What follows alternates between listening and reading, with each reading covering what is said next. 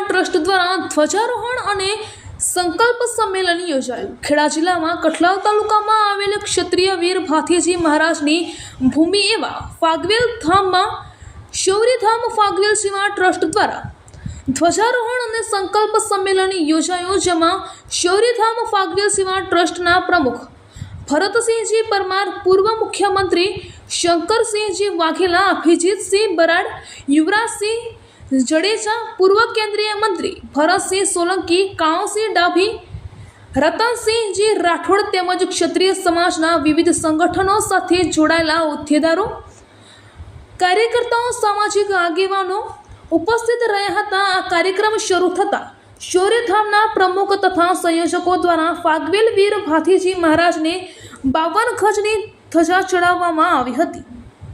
બાદમાં ફાગવેલ ખાતે નવનિર્માણ પામનાર શૌર્યધામ સંસ્થાનું ભૂમિપૂજન કરવામાં આવ્યું હતું, તેમજ શૌર્ય દંડ પર શૌર્ય ધ્વજ ફરકાવવામાં આવ્યો હતો। ગુજરાતના ઇતિહાસમાં સૌપ્રથમવાર ફાગવેલ ખાતે નવનિર્માણ પામનાર શૌર્યધામ સંસ્થાને લઈને ક્ષત્રિય સમાજ એક જૂથમાં જોવા મળ્યો।